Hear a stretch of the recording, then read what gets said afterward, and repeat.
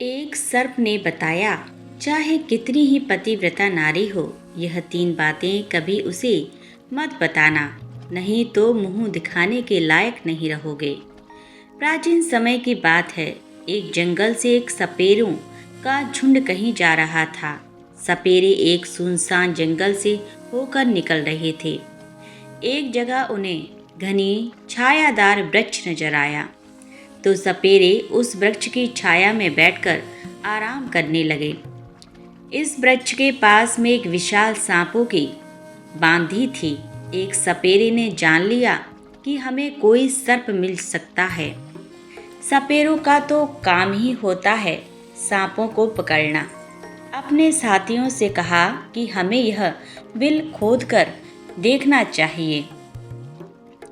दोस्तों, सपेरों ने आपस में विचार किया और सपेरे उस सांप के बिल को खोदना शुरू कर दिए। उस बिल से एक बहुत ही भयंकर काला नाग निकला। सपेरों ने उस नाग को पकड़ लिया और पकड़कर अपने पिटारे में बंद कर लिया। सभी सपेरे उस सर्प को पिटारे में रखकर वहां से चलने लगे। चलते चलते उन सपेरों ने विचार किया कि हम इस नाग का जहर निकाल देते हैं। कुछ दूर आगे चलने पर उन्होंने उस पिटारे को खोल लिया जिसमें वह नाग बंद था। सपेरों ने जब पिटारे को खोलकर देखा तो सभी सपेरे उस पिटारे को देखकर हैरान रह गए कि इस पिटारे के अंदर से नाग गायब हो चुका था और उस जहरीले नाग की जगह उस पिटारे में एक बहुत ही सुंदर और कीमती नौलखा हार रखा हुआ था। उस नौलखा हार को देखकर सपेरे बड़े प्रसन्न हुए। सभी सपेरे इस बात को सोचकर हैरान थे कि हमने तो एक सर्प पकड़ा था, यह हार कहाँ से आ गया। लेकिन चलो, अच्छा ही है, यह हार तो और भी ज़्यादा कीमती है। चलो, हम इसे लेकर राजा के पास चलते हैं। राजा इस हार के बदले में हमें मुंह मांगा धन दे देगा। यही सोचकर सभी सपेरे राजा चित्रसेन के शहर को चल देते हैं। सपेरे राजा के महल में पहुंचते हैं। इधर राजा का दरबार लगा हुआ था। दरबार में राजा और राजा के सभी मंत्री बैठे हुए थे। अचानक से दरबार में सपेरों का एक झुंड प्रवेश करता है। सभी सपेरों ने राजा को प्रणाम किया। राजा ने जब सपेरों को दरबार में देखा तो उन्हें बैठने के लिए कहा और उनसे आने का कारण पूछा। तो सपेरे कहने लगे, महाराज, हम तो ठहरे सपेरे, भला हमारा आपके पास आने का क्या कारण हो सकता है।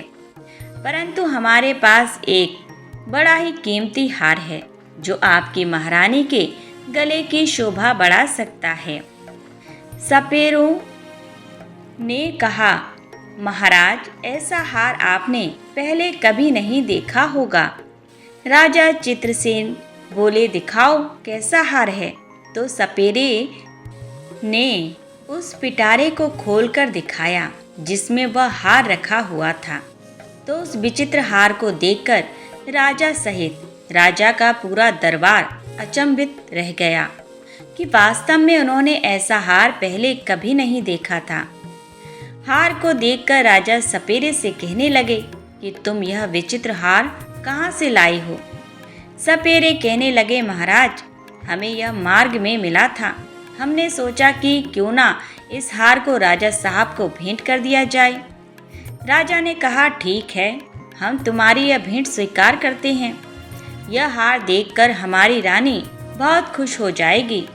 इधर राजा ने अपने मंत्री को आदेश दिया कि सपेरों को उचित इनाम देकर और सम्मान पूर्वक इन सपेरों को दरबार से विदा किया जाए।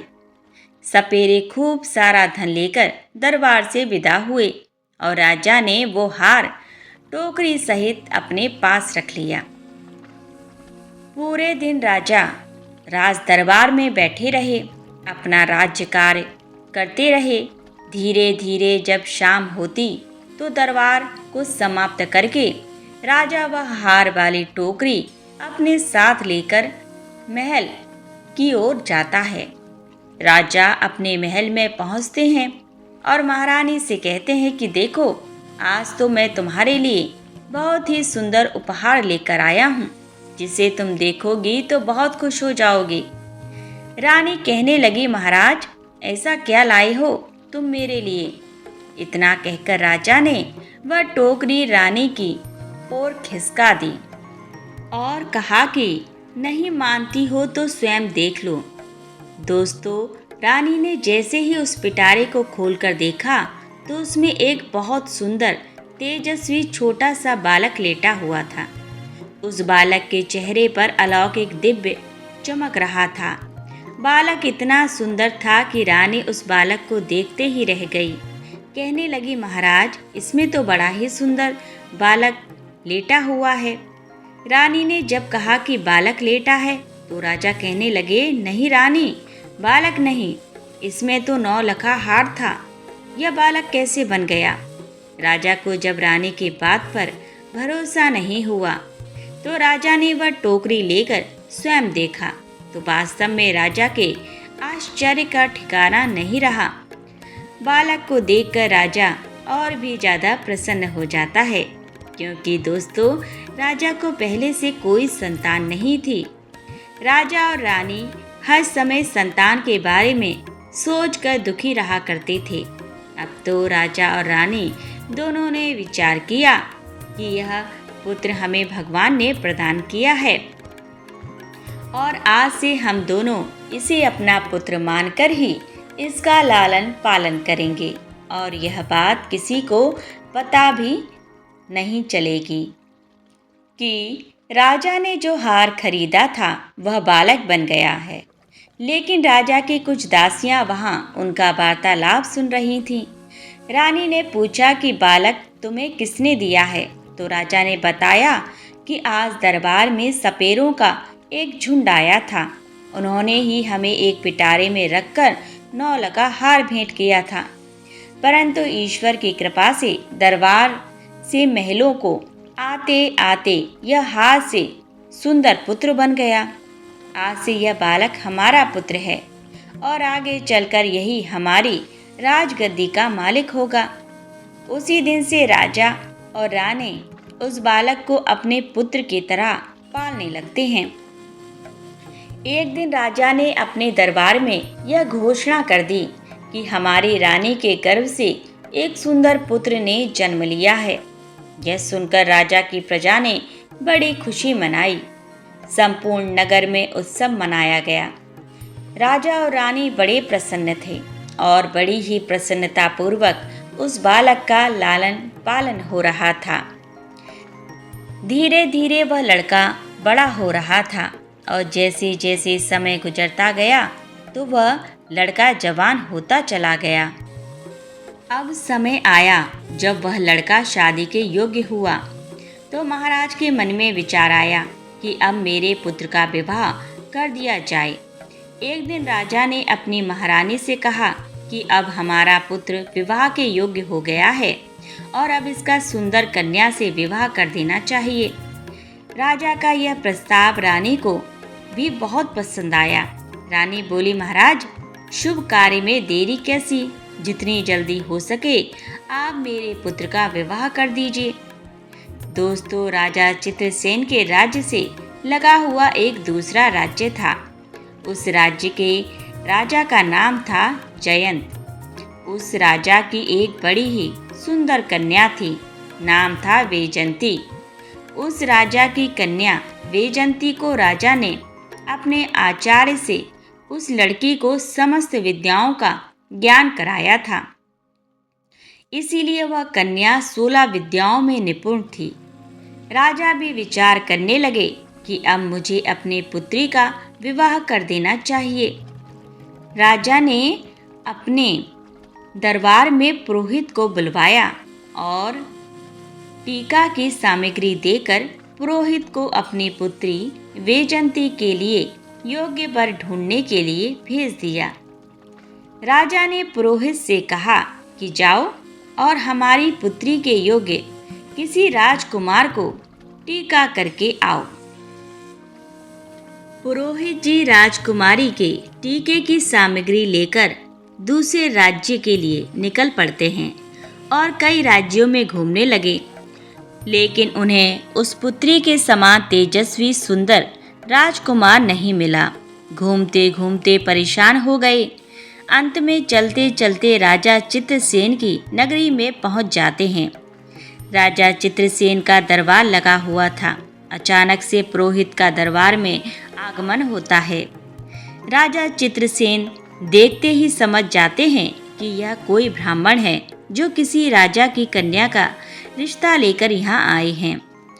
राजा पुरोहित से पूछते हैं कि आप लोग कौन हैं और कहाँ से आए हैं। पुरोहित बोला, महाराज, मैं राजा जयंत का पुरोहित हूँ और उनकी कन्या वैजयंती का टीका लेकर आए हैं। हमारे राजा की कन्या राजकुमारी वैजयंती बड़ी ही रूपवान और 16 विद्याओं में पारंगत है। हमने सुना है कि आपका राजकुमार भी विवाह के योग्य है। तब राजा चित्रसेन कहते हैं कि हमारा एक पुत्र है और हमारा पुत्र बहुत ही सुंदर और योग्य है। लेकिन राजा चित्रसेन को यह ज्ञात नहीं था कि उनका जो पुत्र है वह एक नाग है। राजा ने अपने पुत्र को जब पुरोहित को दिखाया तो पुरोहित राजकुमार को देखते ही प्रसन्न हो गए और उनको राजकुमार पसंद आ गया और वे राजकुमारी वैजयंती का विवाह पक्का करके अपने राज्य को लौट जाते हैं। धीरे धीरे समय गुजरा। कुछ दिनों के बाद जब विवाह का उचित समय आया तो राजा चित्रसेन अपने पुत्र को सजाकर दूल्हा बनाकर राजा जयंत के यहाँ बारात लेकर पहुँचते हैं। वहाँ पहुँचते ही राजा जयंत उनका खूब अच्छे से स्वागत सत्कार करते हैं और अपनी पुत्री का विवाह राजकुमार के साथ कर देते हैं। इस प्रकार अपने पुत्र का विवाह करके राजा चित्रसेन वापस अपनी राजधानी को लौट आते हैं। अब धीरे धीरे और समय बीता। एक दिन रानी ने राजा से कहा, महाराज, अब हमें राज्य की भागडोर हमारे पुत्र के हाथों में सौंप देनी चाहिए, जिससे पुत्र को भी राज्य चलाने का अनुभव प्राप्त हो। उसी दिन महाराज चित्रसेन ने अपने पुत्र को युवराज घोषित कर दिया। अब तो राजा चित्रसेन निश्चिंत होकर के रहने लगे। राजकुमार बड़े अच्छे ढंग से राज्य का संचालन करने लगे। दोस्तों, एक दिन की बात है, राजकुमारी वैजयंती अपनी दासियों से बातचीत कर रही थीं। राजकुमारी की दासी राजकुमारी से कह रही थीं कि महारानी, मैं आपसे एक बात कहूँ। तुम्हारा यह पति राजकुमार जो है, इनको तुम पूछना कि तुम्हारे माता पिता कौन हैं। दासी की बात सुनकर वैजयंती को बड़ा आश्चर्य हुआ। वैजयंती कहने लगी कि यह तुम क्या कह रही हो? क्या हमारे पति राजकुमार महाराजा चित्रसेन के पुत्र नहीं हैं? तब दासी कहती है, नहीं राजकुमारी, तुम बड़ी भूल कर रही हो, यह उनका पुत्र नहीं है। मैं इतना तो नहीं जानती कि राजकुमार के वास्तविक माता पिता कौन हैं, पर इतना जानती हूँ कि राजकुमार महाराज चित्रसेन के पुत्र नहीं हैं। आप स्वयं अपने पति से पूछ लेना। अब तो राजकुमारी वैजयंती के मन में भी अपने पति को लेकर शंका उत्पन्न होने लगी। राजकुमारी मन में सोचने लगी कि आज शाम को जब राजकुमार महल में आएंगे तो मैं उनसे यह बात अवश्य पूछूंगी। राजकुमार जब शाम को महल में आते हैं तो राजकुमार की पत्नी वैजयंती राजकुमार से कहती है कि महाराज, मैं आपसे एक प्रश्न पूछना चाहती हूँ। राजकुमार कहते हैं, पूछो रानी, क्या पूछना चाहती हो? तब राजकुमारी पूछती है कि मुझे यह बताइए कि तुम्हारे माता पिता कौन हैं और तुम किस वंश के हो। यह बात सुनकर के राजकुमार कहने लगा, रानी, क्या तुम्हारी मति मारी गई है? महाराज चित्रसेन और महारानी मेरे माता पिता हैं। तब वैजयंती बोली कि नहीं महाराज, आप मुझसे कुछ छुपा रहे हैं, कृपया सच सच बताइए, तुम्हें माँ गंगा की कसम है, तुम मुझे यह भेद जरूर बताओ। अब तो यह बात सुनकर के राजकुमार बड़े धर्म संकट में फंस जाते हैं। राजकुमार सोचने लगे कि आज किसी न किसी ने इसके मन में यह प्रश्न पैदा कर दिया है। इसको जरूर किसी ने बहकाया है और यह पूछे बिना मानेगी नहीं। दोस्तों, राजकुमार ने अपनी पत्नी को बहुत ही समझाया कि देखो, मैं महाराज का ही पुत्र हूँ, तुम क्यों व्यर्थ में मेरा दिमाग खराब कर रही हो। अब तो राजकुमारी हट कर गई कि अब तो तुम्हें मुझे बताना ही पड़ेगा कि तुम किस वंश के हो, तुम्हारे माता पिता कौन हैं। अब तो राजकुमार सोचने लगा कि लगता है मुझे इसको बताना ही पड़ेगा, यह पूछे बिना मानेगी नहीं। राजकुमार बार बार अपनी पत्नी से कहता है कि मान जाओ, अभी भी समय है, तुम मुझसे यह बात मत पूछो वरना बहुत पछताओगी। लेकिन राजकुमारी तो मानो जिद ही कर बैठी थी। कहने लगी, नहीं बताओ तो मैं भोजन ग्रहण नहीं करूंगी, मैं समझूंगी तुम मुझसे झूठा प्रेम करते हो। यह बात सुनकर के राजा का पुत्र कहने लगा कि ठीक है, नहीं मानती हो तो ठीक है, मैं तुम्हें यह बात बताऊंगा, पर यहाँ नहीं। हम कल महलों से बाहर वन विहार के लिए चलेंगे और वहाँ चलकर मैं तुम्हें सब कुछ बता दूंगा। अब तो रथ सजाया, उसमें राजकुमार और राजा की पत्नी वैजयंती दोनों बैठ जाते हैं और वन विहार करने का बहाना करके दोनों महलों से निकल जाते हैं और एक नदी के किनारे आ जाते हैं। नदी को देखकर राजकुमारी वैजयंती कहने लगी, महाराज, आप मुझे इस नदी के पास लेकर क्यों आए हैं? क्या इस नदी से तुम्हारा कोई संबंध है? तब राजकुमार कहता है, मैं फिर तुमसे कहता हूँ कि मान जाओ और मुझसे मेरे वंश के बारे में मत पूछो, वरना तुम्हें बहुत पछतावा होगा। मगर दोस्तों, किसी ने सच ही कहा है कि राजहट, बालहट और त्रियाहट ये बड़े बुरे हट होते हैं। राजकुमार के समझाने पर भी राजकुमारी नहीं मानी और कहने लगी, नहीं महाराज, मुझे ये जरूर बताओ कि तुम्हारे माता पिता कौन हैं और तुम किस वंश के हो। राजकुमारी वैजयंती जब नहीं मानती है तो राजकुमार उस नदी में नीचे उतर जाता है और कमर तक के जल में जब वह पहुंच जाता है तो कहने लगता है कि रानी, अभी भी समय है, तुम मुझसे यह बात मत पूछो, अभी कुछ बिगड़ा नहीं है। लेकिन राजकुमारी कहने लगी, चाहे कुछ भी हो जाए, लेकिन मैं यह बात पूछकर ही मानूंगी। इस प्रकार राजकुमार नदी के और गहरे जल में उतर जाता है। जब छाती तक जल में पहुंच जाता है तो राजकुमार फिर रानी को समझाकर बोला कि रानी मान जाओ, आपका पूछना मुझे आपसे दूर कर सकता है। राजकुमारी बोली, चाहे कुछ हो जाए, आप इस भेद को मेरे सामने जरूर रखोगे। जब राजकुमार और आगे बढ़ा और जब अपने मुख के बराबर जल में आया तो कहने लगा, रानी, अभी तेरे पास समय है, यह जानने की कोशिश मत करो कि मैं कौन हूँ। परंतु रानी नहीं मानी। दोस्तों, फिर क्या होता है, राजकुमार ने अपना असली नाग का रूप धारण कर लिया और नदी के जल के ऊपर अपना फन दिखाने लगा। अपना फन दिखाने के बाद वह नदी के अंदर समा गया और फिर निकलकर बाहर नहीं आया। राजकुमारी वैजयंती ने राजकुमार को खोजने की बहुत कोशिश की, मगर राजकुमार का कहीं पता नहीं चला। जब काफ़ी देर हो गई और राजकुमार नहीं लौटा तो राजकुमारी वैजयंती घबरा गई, क्योंकि अब उसका पति नाग बनकर कहीं चला गया था। वैजयंती ने वहां उसे खोजने की बहुत कोशिश की, बहुत प्रतीक्षा की, लेकिन वह नहीं मिला। अब तो वैजयंती अपने रथ को लेकर के अपने साथी से कहती है कि चलो महल को चलो और महाराज को सूचित करो कि उनके पुत्र नदी में डूब गए हैं। सारथी ने जाकर महाराज चित्रसेन को यह खबर दी कि महाराज, आपके पुत्र राजकुमार नदी में विलुप्त हो गए हैं। यह सब सुनकर राजा को बड़ा दुख होता है।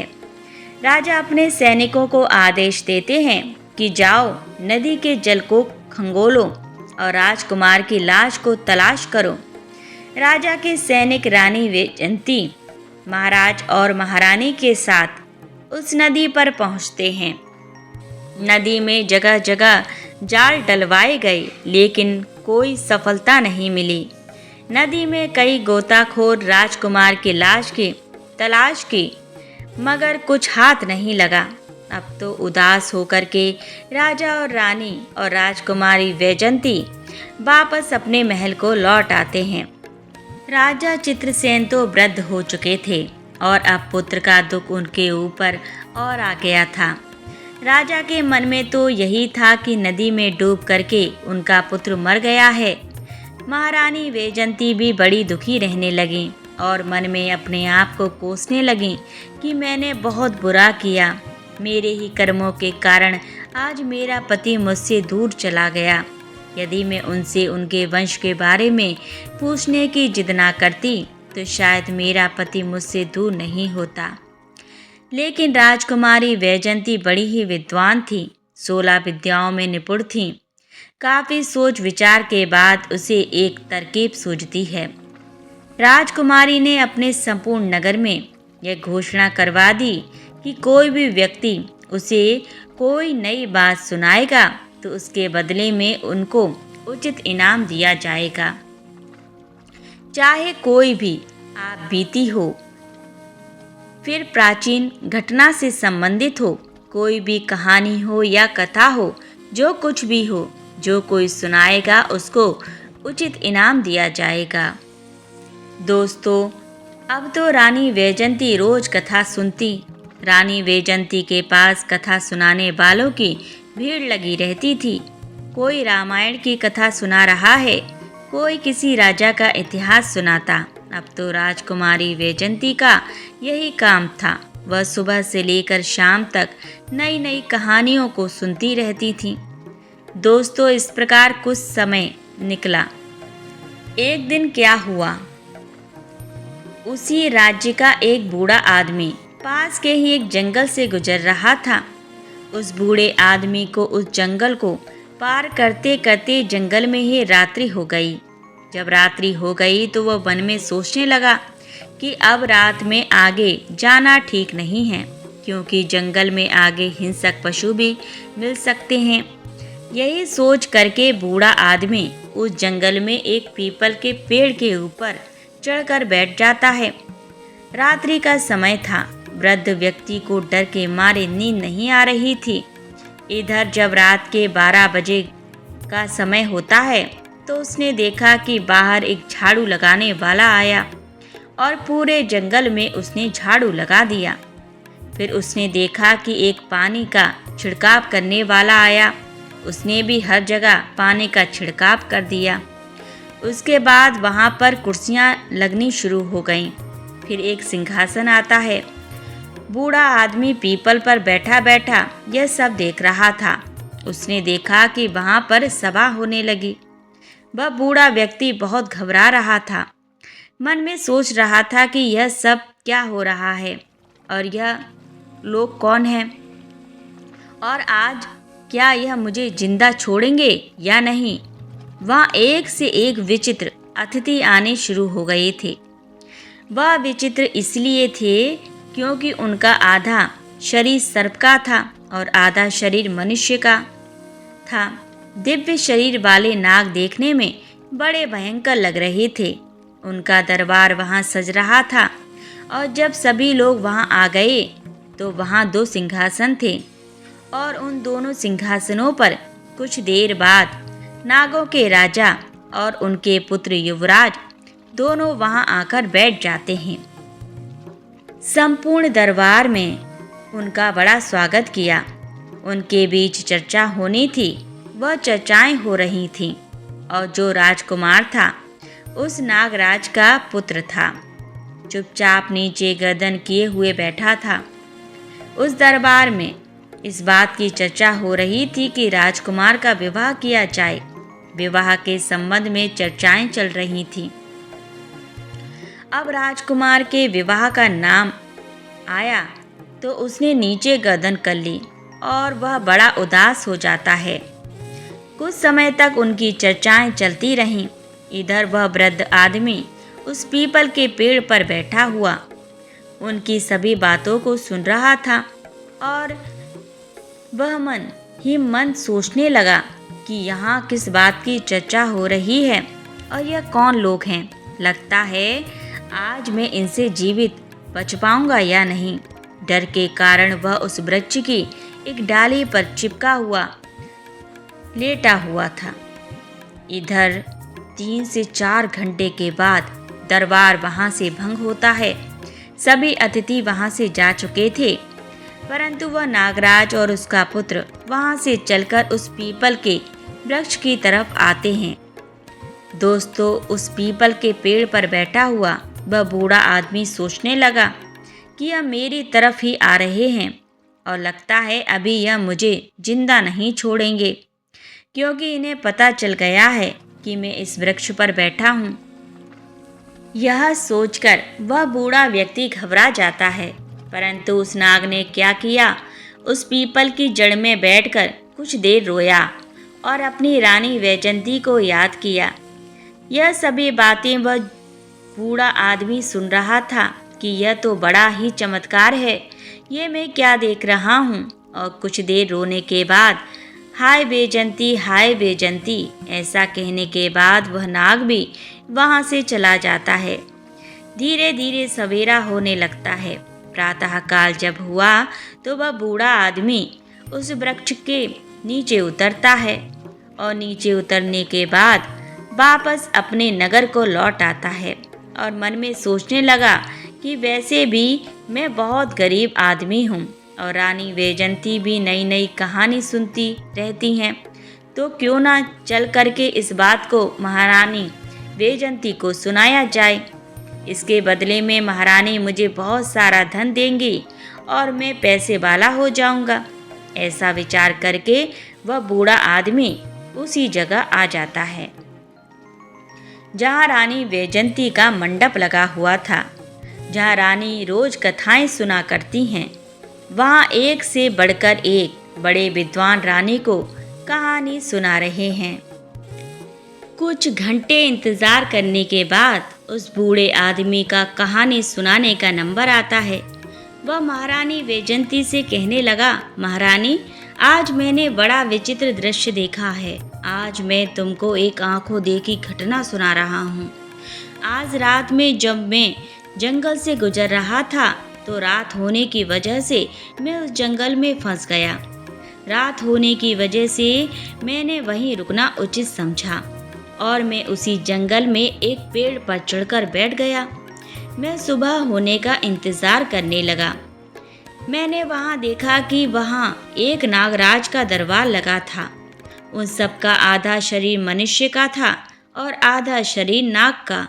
ऐसे विचित्र प्राणी उस दरबार में आए थे कि मैं उन्हें देखता ही रह गया। कुछ देर देखने के बाद मैंने विचार किया कि यह लोग मुझे मारेंगे तो नहीं, परंतु मैं उस पीपल के वृक्ष पर चिपका हुआ उनकी बातें सुनता रहा। जब दरबार समाप्त हुआ तो वहां से एक नागों के राजा का पुत्र एक दिव्य रथ में बैठकर जिस पीपल के वृक्ष पर मैं बैठा था उसी वृक्ष की ओर आया। वह उस रथ से उतरा और पीपल के वृक्ष के नीचे बैठकर कुछ देर हाय वैजयंती कहकर रोता रहा। उसके बाद वह वहीं से अदृश्य हो गया। अब यह बात जब राजकुमारी वैजयंती ने सुनी तो उस बूढ़े आदमी से कहने लगी कि बाबा, मैं तुम्हें इतना धन दूंगी कि तुम्हारी कई पीढ़ियां बैठकर खा सकती हैं, परंतु तुम मुझे उस स्थान पर लेकर चलो जहां तुमने उस राजकुमार को रोते हुए देखा था। यह सुनकर बूढ़ा आदमी घबरा जाता है। कहता है, राजकुमारी, अब मैं वहां नहीं जाऊंगा। वहां जाने से मुझे बहुत डर लग रहा है। तब राजकुमारी कहती है, नहीं बाबा, तुम चिंता मत करो, तुम्हें मेरे साथ वहां चलना ही पड़ेगा। इतना कहकर रानी वैजयंती ने एक सोने की मोहरों से भरी हुई थैली उस बूढ़े आदमी को दे दी और कहा कि मैं तुम्हें और भी सोने की मोहरें दूंगी, तुम मुझे उस स्थान पर पहुंचा दो। बूढ़ा आदमी रानी द्वारा दी गई सोने की मोहरों को देखकर खुश हो जाता है और वह राजकुमारी वैजयंती को लेकर उस जंगल की तरफ चल देता है। उसी स्थान पर जाकर बूढ़े आदमी ने बताया, राजकुमारी, मैंने इसी पीपल के वृक्ष के ऊपर बैठ कर के सब कुछ देखा है।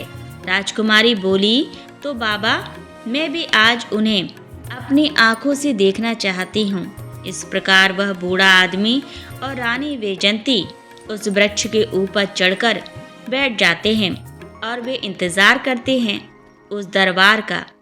दोस्तों, इंतज़ार करते करते पूरी रात निकल जाती है, लेकिन वहाँ पर कोई नहीं आता है। उस दिन ना तो कोई दरबार सजता है, ना कोई नाग आता है। अब तो वैजयंती उस वृद्ध व्यक्ति पर क्रोधित हो जाती हैं और कहती हैं, बाबा, तुमने झूठ बोला है और इसके लिए मैं तुम्हें कड़ी से कड़ी सजा दे सकती हूँ। वह बूढ़ा आदमी कहने लगा, नहीं महारानी, मैंने कोई झूठ नहीं बोला है। मैंने जो अपनी आंखों से देखा था वही आपको बताया था। रानी बोली, तो फिर क्या आज क्या हुआ? बूढ़ा व्यक्ति ने कहा, यह मैं नहीं जानता कि वो लोग आज क्यों नहीं आए। दोस्तों, रानी वैजयंती निराश होकर अपने महल को लौट आती हैं। इधर वह बूढ़ा आदमी मन ही मन परेशान रहने लगता है कि मैं रानी के सामने झूठा पड़ गया। वह बूढ़ा आदमी सोचने लगता है कि उस दिन कौन सी तिथि थी जिस दिन उस जंगल में दरबार लगा था। उसने यह बात ज्योतिषी से पूछी। जोशी ने बताया कि उस दिन पूर्णिमा की तिथि थी। चंद्रमा पूर्ण तरह से उदय हुआ था और ऐसे अवसर पर देवताओं की सभाएं कुछ क्षेत्रों में हुआ करती हैं। हो सकता है तुमने उस सभा को देख लिया हो। अब तो वह बूढ़ा आदमी सोचने लगा कि अगली पूर्णिमा आएगी तब मैं रानी को लेकर वहां जाऊंगा। महारानी ने भी उस बूढ़े आदमी से कह दिया कि यदि तुम मुझे वह दृश्य दिखा दोगे तो मैं तुम्हें बहुत बड़ा इनाम दूंगी। इधर धीरे धीरे समय बीता और जब अगली पूर्णिमा की तिथि आई तो वह बूढ़ा आदमी महल में पहुंचता है और महारानी से कहता है कि महारानी, आज आप मेरे साथ उस जंगल में चलो। आज मैं आपको वह दृश्य दिखाऊंगा। दोस्तों, महारानी वैजयंती और वह बूढ़ा आदमी दोनों जंगल की ओर चल देते हैं। वहां पहुंचकर रानी वैजयंती और वह बूढ़ा आदमी उस पीपल की जड़ में छुपकर बैठ जाते हैं। जब रात्रि के 12 बजने का समय नज़दीक आता है तो वहां एक झाड़ू लगाने वाला आता है। उसने झाड़ू लगाया, पानी का छिड़काव करने वाला आया, उसने पानी का छिड़काव किया। फिर थोड़ी देर बाद दरबार सजने लगता है। धीरे धीरे वहाँ नाग लोग आने लगते हैं। उन नागों का आधा शरीर मनुष्य का था, आधा शरीर नाग का था। बूढ़े आदमी ने इशारे से कहा, महारानी, अब आप ध्यान से देख लो, यही सब मैंने उस दिन देखा था। दोस्तों, रानी वैजयंती उस दृश्य को बड़े गौर से देख रही थी और कुछ समय बाद रानी का पति भी आ जाता है, जो उस नागराज का पुत्र था। उसका आधा शरीर नाग का था और आधा शरीर मनुष्य का था। महारानी ने उसे देखा तो पहचान गई, कहने लगी कि यह मेरा पति है। महारानी सोचने लगी, अब इसको मैं कैसे ले सकती हूँ, यह मुझे कैसे प्राप्त हो सकता है। महारानी हिम्मत करके धीरे धीरे उस वृक्ष की कोटर से बाहर निकलने लगी। उधर वह बूढ़ा आदमी डर रहा था तो बूढ़े आदमी ने राजकुमारी से कहा कि राजकुमारी, आप थोड़ी देर प्रतीक्षा कीजिए। 3 से 4 घंटे तक वह सभा चलती रही। जब सभा समाप्त हो गई तो सभी नाग वहां से चले गए। राजकुमार भी उस पीपल के पेड़ के पास आकर बैठकर रोने लगा। उसे देखकर रानी वैजयंती डर गई, क्योंकि उसका आधा शरीर नाग का था, आधा मनुष्य का था। चेहरा तो उसका राजकुमार का ही था। अपने पति को रोता देखकर राजकुमारी से रुका नहीं गया। राजकुमारी वैजयंती निकलकर उसके पास आ जाती हैं और उसका हाथ पकड़ लेती हैं। अचानक से महारानी वैजयंती को सामने खड़ा देखा तो राजकुमार एकदम से घबरा जाता है। कहने लगा, रानी कहने लगी, मैंने तुम्हें खोजने के लिए क्या क्या नहीं किया, परंतु अब मैं तुम्हें कहीं भी नहीं जाने दूंगी। यह सुनकर राजकुमार कहने लगा, नहीं रानी, अब तो बहुत समय हो चुका है, अब तुम मुझे प्राप्त नहीं कर सकती। यहाँ जो सभा होती है वह मेरे विवाह को लेकर ही होती है। मेरे पिता इस सभा में मेरे विवाह का प्रस्ताव रख चुके हैं और जब तीसरी सभा होगी तो उस सभा में मेरा विवाह तय हो जाएगा। और जब मेरा विवाह तय हो जाएगा तो बताओ, मैं तुम्हारे साथ कैसे रह पाऊंगा? मुझे तो अपनी इस पत्नी के साथ रहना पड़ेगा। तुमने तो मुझे त्याग दिया है। मैंने उस दिन तुम्हें बार बार समझाया था कि मुझसे मेरा वंश मत पूछो। राजकुमार की बात सुनकर रानी वैजयंती रोने लगती हैं और बार बार अपने किए पर क्षमा राजकुमार से मांगती हैं। राजकुमार कहता है, राजकुमारी रोने का समय नहीं है, मैं तुम्हें एक उपाय बताता हूँ।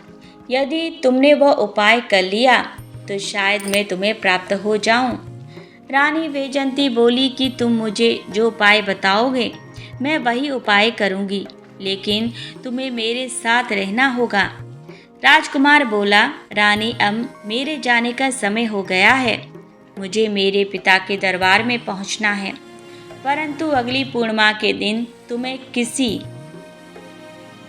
भी तरह यहाँ आकर बैठना होगा और जब यहाँ सभा लगने लगे तो ध्यान रखना, तुम चुपचाप महाराज का जो सिंहासन है उसके नीचे जाकर छुप जाना और जब मेरे विवाह की बात चले तो तुम उस सिंहासन से नीचे से निकलकर महाराज के सामने जाकर खड़ी हो जाना और फिर तुम मुझे महाराज से मांग लेना। अगर महाराज ने कह दिया तो मैं तुम्हें प्राप्त हो जाऊंगा।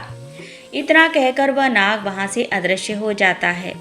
इधर महारानी वैजयंती और वह बूढ़ा आदमी अपने नगर को लौट आते हैं। रानी दुखी रहने लगी, पता नहीं मैं राजकुमार को प्राप्त कर पाऊंगी या नहीं। इधर राजा चित्रसेन भी अपने पुत्र शोक में दिन रात दुखी रहते थे। धीरे धीरे समय निकला। इधर महारानी सोच रही थी कि अब चाहे कुछ भी हो जाए, अगली पूर्णिमा के दिन में अपने पति को पाकर ही रहूंगी। यह सोचकर अब रानी ने अब कथाओं को सुनना भी बंद कर दिया।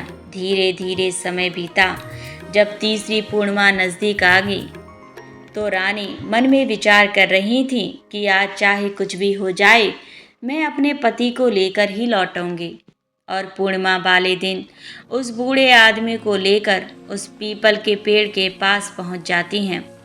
अब तो दोनों उस पीपल की जड़ में छुपकर बैठ जाते हैं और उस सभा के लगने का इंतज़ार करने लगते हैं। इधर रात्रि के 12 बजते ही दरबार लगने की तैयारी शुरू हो जाती है। कुर्सियां लगती हैं और राजा का सिंहासन आता है। इधर रानी उस पीपल की कोटर से निकलकर उस सिंहासन के पीछे छुप जाती हैं। बड़े ही विशाल शरीर वाले नाग वहां आकर के बैठने लगते हैं। कुछ देर के बाद राजकुमार का पिता, जो नागों का राजा था, वह भी आ जाता है। राजकुमार भी वहां आकर बैठ जाता है। दरबार शुरू होता है। अब तो वहां बैठकर उनमें आपस में चर्चा होने लगती है। कुछ समय पश्चात राजकुमार के विवाह की चर्चा आरंभ होती है। अब राजकुमार के विवाह की जब बात चलती है तो राजकुमारी वैजयंती को मौका मिल गया। वह सिंहासन के नीचे से निकलकर राजा के सामने हाथ जोड़कर खड़ी हो गई। अचानक से एक स्त्री को वहां पर आया देखकर सभी सभा के लोग हड़बड़ा जाते हैं। तुम कौन हो और यहाँ इस सुनसान जंगल में मध्य रात्रि के समय तुम यहाँ क्यों आई हो? क्या तुम्हें मृत्यु का जरा भी डर नहीं है? जानती हो कि हम सब नाग लोग हैं और नाग लोग कितने जहरीले होते हैं, यह तुम्हें नहीं छोड़ेंगे। यह बात सुनकर के वैजयंती कहने लगी, महाराज, मुझे डर किस बात का? मैं तो तुम्हारी पुत्र वधू हूँ। तुम्हारे राजकुमार मेरे पति हैं। ना मानो तो उनसे ही पूछ लो, इनके साथ मेरा विवाह हुआ है। जब महाराज ने अपने राजकुमार से पूछा कि राजकुमार यह कौन है, तो राजकुमार ने पूरी कहानी अपने पिता को कह सुनाई और कहा, पिताजी, एक दिन मुझे कुछ सपेरों ने पकड़ लिया और पकड़ करके पिटारे में रखकर मुझे ले जाने लगे, तो मैंने अपने बचने के लिए उस पिटारे के अंदर 9 लखा हार का रूप बना लिया। उन सपेरों ने 9 लखा हार महाराजा चित्रसेन के यहाँ दे दिया। मैंने सोचा राजा चित्रसेन को कोई पुत्र नहीं है, राजा की कोई संतान नहीं है, तो क्यों ना राजा के यहाँ मैं पुत्र बन जाता हूँ। तो मैं मेरी माया से पुत्र बन गया और कई साल महाराज के यहाँ रहता रहा, राजमहलों का सुख भोगता रहा। महाराज ने अपने पुत्र की तरह मेरा पालन किया और इसी सुंदरी के साथ मेरा विवाह संपन्न करा दिया। परंतु एक दिन जिद करके इस सुंदरी ने मुझे मेरे वंश के बारे में पूछा कि तुम किस वंश के हो। मैंने इसे बहुत समझाया, परंतु ये नहीं मानी, और जब नहीं मानी तो मैं जहाँ मेरा स्थान था वहाँ इन्हें लेकर गया और वहाँ पहुंचकर मैं अपने वास्तविक स्वरूप में आ गया और मैं अपने परिवार के पास चला आया। यह बात महाराज ने जब सुनी तो नागराज कहने लगा कि देवी, क्या यह सच कह रहा है? महाराज, ऐसा ही हुआ था। मेरा विवाह इन्हीं के साथ हुआ था, जबकि पहले इनका पूरा शरीर मनुष्य का था। वैजयंती की बात सुनकर नागराज ने अपने पुत्र को फटकार लगाई कि पहले तो तुम हमारी परंपरा के खिलाफ जाकर पृथ्वी लोक पर विवाह किया और फिर उसके बाद तुम इस स्त्री को छोड़कर हमारे पास वापस आ गए। तुमने यह अपराध किया है। अब मैं तुम्हें श्राप देता हूँ कि जब तक यह स्त्री जीवित रहेगी तब तक तुम पृथ्वी लोक पर रहकर इसका साथ दोगे। इसे छोड़ नहीं सकते, इसे अपने पत्नी के रूप में रखना होगा और जिस राजा के तुम पुत्र बने थे उस राजा का राज्य भी तुम्हें संचालित करना होगा। उस राजा की सेवा करनी होगी। जब तक यहाँ का कार्यकाल समाप्त नहीं हो जाता तब तक तुम हमारे पास नागलोक में नहीं लौट पाओगे और तुम्हारा विवाह नहीं होगा। दोस्तों, नागराज ने वैजयंती को उसका पति प्रदान कर दिया। राजकुमार अब अपने पहले वाले स्वरूप में आ गया। उसके बाद रानी वैजयंती और राजकुमार ने नागराज से अपने पिता से सर झुकाकर आशीर्वाद लिया और अपनी स्त्री के साथ विदा लेकर वहां से चला आया। राजकुमार अपनी नगरी में आए तो वहां पहुंचकर उन्होंने देखा कि पुत्र शोक में व्याकुल होकर महाराज की स्थिति बहुत ही ज़्यादा खराब थी। महाराज के पास जब उसका पुत्र पहुंचा तो महाराज ने देखा तो वह बड़े प्रसन्न हुए। उन्हें ऐसा लगा जैसे समस्त बीमारियों से अभी अभी छूटे हों। पूरे महल में खुशियां मनाई गईं। राजा साहब ने पूरे नगर में यह खबर भिजवा दी कि हमारा राजकुमार वापस लौट आया है। यह सुनकर संपूर्ण नगर में प्रसन्नता से उत्सव मनाया गया और राजा चित्रसेन और उनकी महारानी अपने पुत्र को पाकर बहुत खुश हुए। दोस्तों, इस प्रकार से रानी वैजयंती अपने खोए हुए पति को पा लेती हैं और बड़े प्रेम के साथ अपने पति के साथ रहती हैं। दोस्तों, इस कहानी से यही निष्कर्ष निकलता है कि चाहे कितनी ही पतिव्रता स्त्री हो, मगर उसकी जिस हट से आपके प्राण जाते हों वो हट उसका कभी पूरा नहीं करना चाहिए। जिस बात को बताने से स्वयं पर पारिवारिक जनों पर संकट आता हो वह बात उसे नहीं बतानी चाहिए। जिस बात के कहने से स्त्री का, पिता का, माता का अपमान होता हो या आपकी मान प्रतिष्ठा धूमिल होती है, उस बात को कभी ना कहें। प्रिय दर्शकों, आज की कहानी यहीं संपन्न होती है। यदि आपको हमारे द्वारा सुनाई गई कहानी अच्छी लगी हो तो हमारी वीडियो को लाइक ज़रूर करें और इसी प्रकार के यदि आप भविष्य में वीडियो देखना चाहते हैं तो हमारे चैनल को सब्सक्राइब करना बिल्कुल भी ना भूलें। पूरा वीडियो वॉच करने के लिए धन्यवाद।